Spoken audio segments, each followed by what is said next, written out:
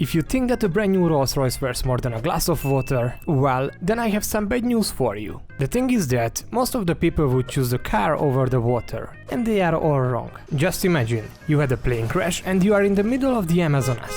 What the heck would you do with your car? Probably nothing. And what is the one thing you would need to survive?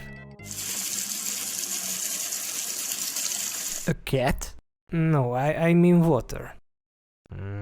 A regular person can just live 3 to 5 days without water. But fun fact, even without food we can live for 3 weeks. And it's kinda shocking, but the Guinness record to not eat food is 382 days.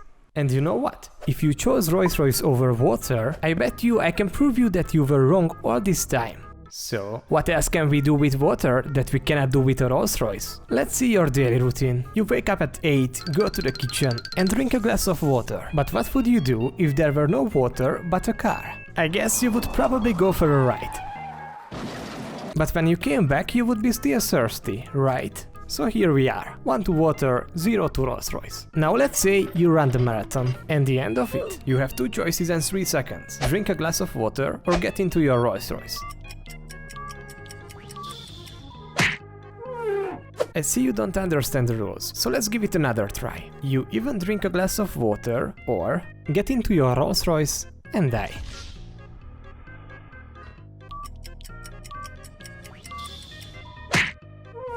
Two to water and 0 to Rolls Royce. But back it. Where does the water actually come from? From the tap, of course. Okay, but who put the water in the tap? The guy, you know, he comes every night while we sleep and just simply put the water there.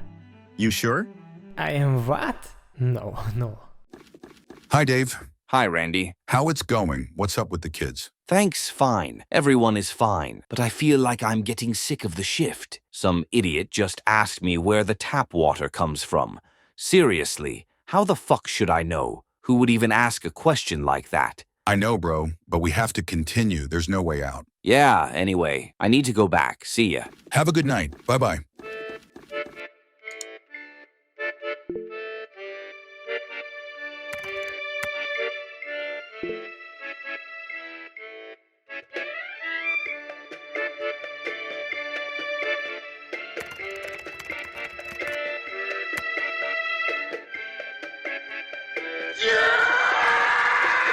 So after some investigation to figure out how does water get to the tap, I found the following 4 points.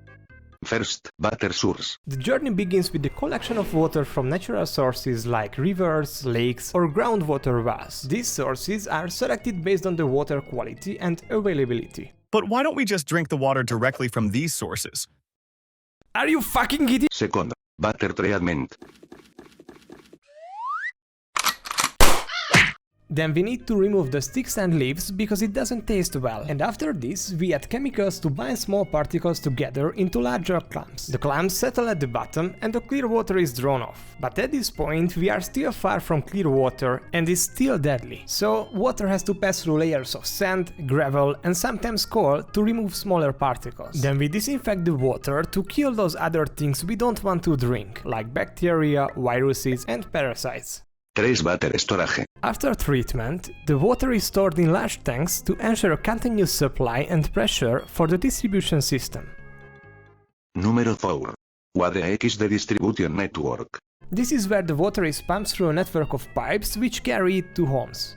That's all good, but what about the price? Well, a glass of water actually costs pennies, and the Rolls Royce? Millions or billion thousands of dollars. Alright, I don't know the cost, but I guess it's more expensive than a glass of water. But maybe, what if we check the most expensive water in the world? And you may ask, how the fuck can some types of water be more expensive than others? Well, let me explain. I don't know. I simply don't know. But there is one way to find out. Hey bro. This is that serious now. Why some type of water are much more expensive than others? I'm not talking about the $1 or $2 differences. I'm talking about those which are cost thousands of dollars, baby.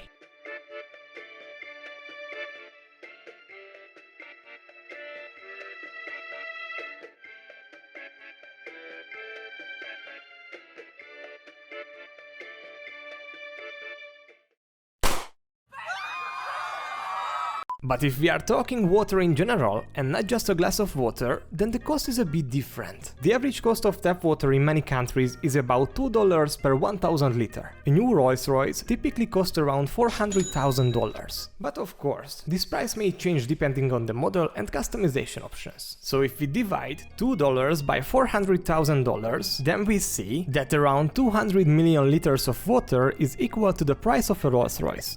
So there's no way that Rolls Royce would beat a glass of water in practically anything, right? Well, let's see. You can easily add an ice or lemon to your water, but where do you put that in your Rolls Royce? On the seat? If you spill water, you grab a napkin. If you scratch a Rolls Royce, you might need a second loan. Okay, here is another one. Can you store your car in the kitchen? Probably no. But can you store a glass of water in the kitchen? Of course. Well, I have to admit that I didn't expect that water beats Rolls Royce. Actually, there's just one thing I don't understand. How diamond worth more than food?